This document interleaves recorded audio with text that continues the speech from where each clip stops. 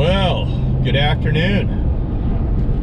I thought I'd do this quick report because if you're paying attention to what's happening in the world, and especially out of the city of London, Bank of England has just stated that there's going to be a market collapse very soon. Now, the way they try to make it look like is that, oh, this is just the way everything's been playing out and we're just letting you know. Well, if you believe that bullshit, well, then you should just keep all your money in stocks and just keep on floating. And not only that, you should buy some more stocks. Keep on doing it. But if you're really paying attention and you've been knowing what's been happening for centuries and how this is all played out and how Wall Street was designed in order first to take control of the United States and then profit through Wall Street by basically being the casino, because that's what it is. When you're dealing with Wall Street, you're dealing with the casino. And who always wins? The house. Well, the house is about to crash and they're gonna close. And guess what? Just like with a bank run where you go running to go get your cash, but the house has the door closed and you can't get in, as they did in 29, you are going to have to make a quick decision about what you're going to do with your cash. Because we're soon, even with the devaluing of the US dollar, it's still the best bet right now. So based on that information, what are you going to do? We've already been preparing for this. This is the way we run. We run with the idea that you should always have cash on hand. You should have availability of gold and silver. You should have real estate. Remember, these I've talked about are called hard assets. Strategic assets are related to knowledge, welding, medical, food preparation. You're going to realize how quickly that something as simple as someone who knows how to properly flip a burger and make sure that the meat that goes on to that griddle actually is safe to eat is going to be worth their weight in gold. Why? Because they've repeatedly been dumbing down our society.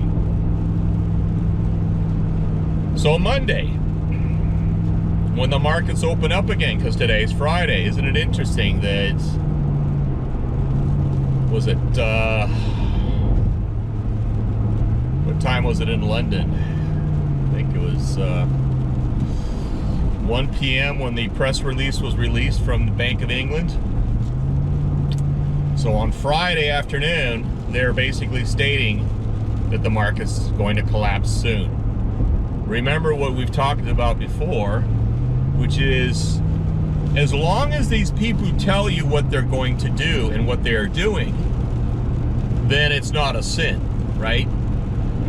That it's really up to you, and if you just go along, then you're just complicit in the actions that follow. But if you do something to counteract that, which there's specific things that you can do personally, and that's what I'm always pushing. I don't really give a damn about the big public government, the administrations, and I mean administrations around the world. They're all owned, except the ones that we keep on taking over and bombing, right? Because they don't want to have their central bank tied to the Bank of England and the rest of the globalist central banks. Another cabal. So the way you deal with this is you make sure that you have cash on hand. But be prepared with the idea that when they did the closing up of the banks, they close up those banks to begin the reset. The worst thing that could come out of this is they just flip us onto digital banking immediately. The best thing, which is not a great thing, is that you have cash on hand and you're able to feed yourself and your family in the coming months. Or you're like other people in the Great Depression who had nothing and they went running to churches and foundations where they could get food and stand in a soup line to get food. And people say, oh, that's not going to happen because we have all these fail-safes. Well, if you talk to real economists who actually study this, and they realize that, yeah, it's all bullshit, and it's really just been designed in order to make you feel safe and peachy keen, but not really prepared. And the way you prepare is you have cash on hand, and you have hard assets, and you have strategic assets. Just in the last previous episode, why do you think I was so excited about showing you my books? You know, the Audells on how to do carpentry, or those mathematics booklet magazines that were published in the 1940s that I told you my father had probably read. That's strategic assets. How powerful do you think you'll be to be able to actually do accounting? That you'll actually be able to do formulas, geometric formulas, algebraic formulas. If you know how to do that kind of math, like the real math, you can actually design things. You can actually be part of production. And that's what they're talking about now, is the idea that America's fallen so far away from production. And partly it's because we've lost all these actual real skills. So while all these school systems have been redesigned to dumb us down and to get us all focused on DEI and making sure that we have safe places, they have forgone actual educations. So I'm hoping I've been getting through to you, which is the idea that you're not just sitting back, watching football, going fishing, kicking back, listening to just another podcast that all it does is get you ramped up and freaked out, and you have something to talk about. Or more importantly, I'm starting to realize that the reason everybody listens to these podcasts about like what's happening in the world is because it's actually a psychological thing, which is like, you know, it's kind of like you're in high school or you're like at a club, and if you have knowledge about something that people are talking about, even if you're not in the conversation, you're not actually in the conversation, but you know what they're talking about, and if you were permitted to jump in on the conversation, you wouldn't be an outsider. You could actually immediately fit in. That's psychological. That's a human behavior pattern. Remember, I study people. I've had to study people in business, for business. I've also had to study people for combat, as I talked about lightly about what Central America was like. You survive by understanding human behavior. You understand about understanding all types of human behavior. And there's behavior patterns of people that people don't want to look at, because they don't want to believe that people could, first of all, have that much power and have that much of an evil intent, which is to thin out a population of human beings to such a level that these people in power are vying for. And people have been saying, I've been saying before, the central bankers are not the ones completely in charge. They contribute to it, and they're on a higher level than the other people. As we've talked about Zionists, where Zionists are basically just like XOs or managers. If you really look at what's been happening in the world for the last 50 years, who's actually been doing the grunt work? The United States, specifically the United States military.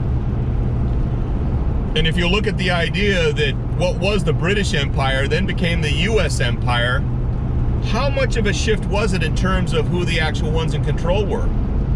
It was still the City of London. The City of London, I've talked about before. That's when you start understanding the societies, these secret societies, these occult societies. They're the ones who are in charge. And in these societies, they have groups of people that represent each one of these different levels. Each of these different groups, like the Zionists, like the bankers, like the military, like the media. And some of them contribute to where the course of the ship's going, and then a lot of them don't.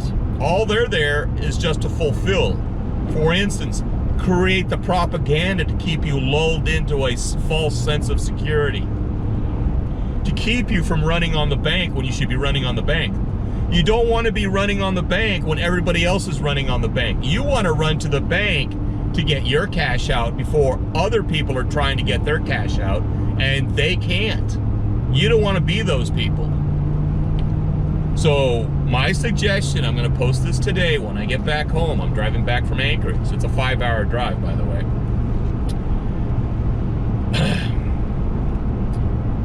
Is to follow the links I'm going to put in the comments. As I've always told you, I always put links for you to delve further into this. Remember, I will meet you halfway. I will get you the information, but you need to actually delve further into it. I can bring large global events down to a small enough understanding for you personally to interpret. But the final interpretation personally, because I don't know who you are specifically, in the same way you do not know specifically my needs and capabilities, in the same way that I don't know what your needs and capabilities are. I can only bring it down to a specific level, but still it's a generalization. From there, I give you those links. That's the reason I give you those links, so that you can read further on topics that somebody else has covered, specifically a reporter, or if I happen, as I'm going to be doing more so with Substack, over on Substack, is to fine tune it into the information and intel that I'm collecting from all my contacts, assets, and friends around the world that I've built since 1983. That's my network. And it includes military, corporations, so straight out business, import, export, military again, and government, political, in all hemispheres. And the reason is because as I got older, I realized just having that type of Rolodex was kind of like with my dad. My dad had a phenomenal Rolodex, and I had the opportunity to take a little bit of that. I wish I had taken advantage of more of the names and numbers on that Rolodex that my father had, that went back to when he started going international, which was in 1957, starting with Cuba when Batista was still in power, and then seeing the transition to Fidel Castro, and then throughout Latin America, then to Asia and Europe. And I actually have more experience over in Africa, and I have more contacts over in Africa, and it's interesting to see what's happening over in Africa. So what we're talking about is there's going to be a wealth redistribution, or actually it's going to be a redirection as to where it's going to be localized. It's been localized in the United States. Previously to that, it was localized in London. The control of that wealth has never changed. It's never changed. And even that, see, this is the thing of these levels. They work. It's kind of like, if you want to look at it, how it works, in terms of control, it's just like an hourglass. If you look at a level where it all bottlenecks, you could say that would be like the Rothschilds and the Illuminati. But it expands out from there, right? It expands out into the bankers, the central bankers, the globalist central bankers, and continues to work its out, military and media. Because you need the military in order to use force and in order to suppress and direct and control the populace. You need the media in order to control and suppress and lead the populace. The direction of where that's going, that's decided on when you open it back up on the top of the hourglass. But the most of the level to which we actually know in terms of these societies and the control and how it works, it expands out, but that's the part where it becomes even darker for us to even try to recognize who those people are. Now, there's some real deep stuff I haven't wanted to talk about yet, just because for a lot of people it might just freak you out. But David Icke has talked about it. Shoot, other people have talked about it. That you just can't, you cannot. Well, we believe there's life around the world in the universe, right? If we have life on this planet, is there life in others? But then you start studying an interdimensional beings and talking about that and what that means. And they start talking about angels and demons. What are angels and demons?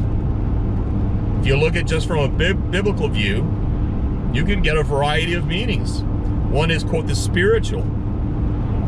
But then you also start reading the book of Enoch. And the book of Enoch has been included in the original Bible that was still being held on to even after Rome had deleted the other books of the Bible and did not include them, and also during the King James rendition. There's all these various forms of how we interpret our global history and how it works in terms of, if you understand stuff that was done by Zechariah Sitchin, another very interesting author. But now I'm expanding into these higher realms of what we're talking about in terms of global control. But let's bring it back down to the idea that they are telling you what to do, which is, if you're smart enough to recognize and understand what they are telling you, which is the market is going to collapse soon, based on your understanding of economics and finances, I'm going to ask you, what would you do? What will you do? I've told you what I have done. I told you what I am going to do. I have repeatedly told you this over and over throughout all these different episodes that I've been releasing to you. I hope you've not only been listening to me, but you've also been actually taking action yourself. See, that's the thing about it. Like I said, there's a lot of people, they're very knowledgeable, but it's all ethereal. It's all in their mind. They don't do anything with it, and that's why they never achieve things. And then later they get old and they bitch about the idea, well, I should have gone and done that. Well, you know what? When this plays out in the way it's going to play out, and I've been telling you how it's going to play out, just bitching about not having done things that you wish you had done, that'll be child's play. Because you might not be around to even have that opportunity to bitch. That's how it's going to play out. I gave you hints as to stuff that the media really never wanted you to know about, like the Great Depression. You know, you watch like the Waltons, and it's like, oh, it's so quaint, and they're living in the Great Depression. But then you study what the Great Depression was really like. You study how it resulted in a lot of human beings dying on this planet. And then in some countries like Germany, under the Nazis, it was freaking fine. Actually, there was some of the wealthiest times of their lives until they got into World War II. But remember what it was like in the 1920s for them. Or look at Rhodesia. Rhodesia was the wealthiest country in Africa, and now it's a crap hole. Why? Because of design and the agenda. The elites got what they wanted out of Rhodesia. They used the citizens of Rhodesia, who were mainly Brits, and sold them on the idea to go off and do their things, much in the way it's been done in the United States with industrialization. And now that that's over, and I mean really over, they're getting ready to thin us out and actually take the wealth that was built here and move it somewhere else. I've given you an idea where I think it's going to go. It's going to go down to South America, and it's going to be centralized in Patagonia. And the guards are going to be the Zionists. But remember, they're just security guards. They're just lackeys. They're not the ones in charge. They're just like I said, the XOs, the executive officers. They're the ones who are just basically going to make sure it gets done. They're the ones directing, the captains. Those are the ones that are back in the city of London. Those are the ones. And the city of London, that's the choke point. They still get orders from above. That's when we start getting into the idea of who those people really are. It's not the Rothschilds, because we know about the Rothschilds. You can't know about the people who are truly in power, because if you can, it would be so easy to just go take them out, right? That's how these people play. That's why they have secret societies. They use secret societies so that if you take one head of the Hydra, there will always be another head of the Hydra that will continue to take up the agenda and continue to further that agenda. So my caution as I continue on my way home is to, when I get home, I will pop this up and hopefully you'll be listening. Hopefully, more importantly, if the banks are open in your town and you can get to the bank tomorrow and you can pull out, what, 1,000, 2,000 in ones and fives for Americans. And if you're in the UK, if you can pull out whatever currency you can, we'll see what'll happen with the euro. But it's going to happen in the UK and it's going to happen in the United States. And when it happens in these two zones, it's going to hit globally. And when it hits globally, it's going to be so unique, if for no other reason that the New World Order succeeded in terms of how much control the New World Order had achieved. That they didn't achieve it by unifying the United States and the free world, the West, with the Soviet Union and the communist states. That they did it just by collapsing or allowing the Soviet Union to collapse and then have total control from the United States, but under the City of London.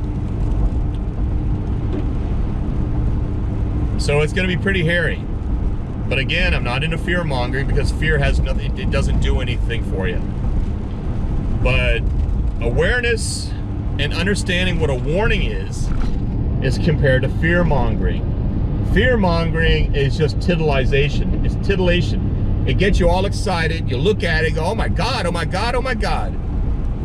But a warning and a warning order, a call to action, is to get you squared away with what you're going to be addressed with and what you're going to prepare on your level with what you have to deal with what's coming.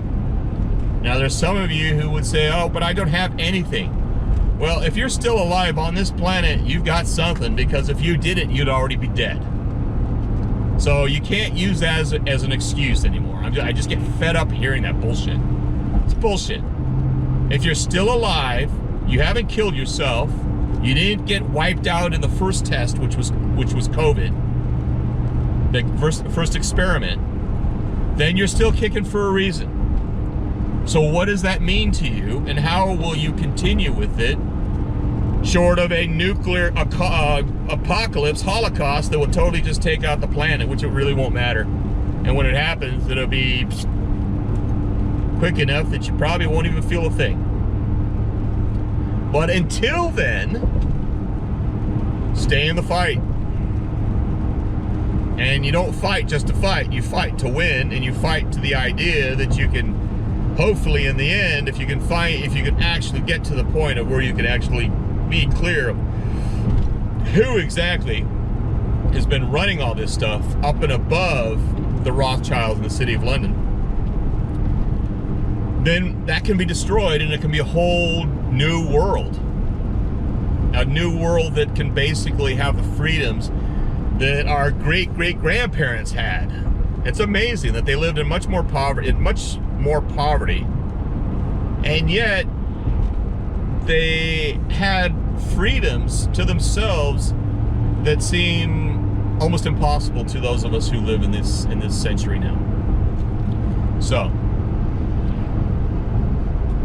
if Saturday, here it's going to be Saturday tomorrow, so if your banks are open in the morning, you can go get some cash. I would highly recommend go get some cash. And if not, you're going to have to wait until Monday, and I hope to God things are good, or at least good enough that it's not as bad as it was back in 1932. 1932 was the humdinger, and 33. That's when things really started to be in effect. Remember, it's a whole world. It takes time for things to go into effect. And even a stock market crash, there's going to be the initial response, which is you're going to have people jumping off high-rises like they did back in the 1930s. Because they realized they lost everything. Look at all the gamblers. And remember, the house always wins. If you're willing to lose money in Wall Street, then and it doesn't affect you, you're going to be fine. But if you've been living off Wall Street and you've been living off the markets, things are going to be very different. And I hope you've been preparing. And I don't mean like, oh, well, I've got other stuff and other types of paper. This isn't about paper. This is about ownership. If you don't hold it, you don't own it. So think about that. On that level, I wish you the best. Let me know how and what you're doing. I hope you're doing well. God bless and watch your six.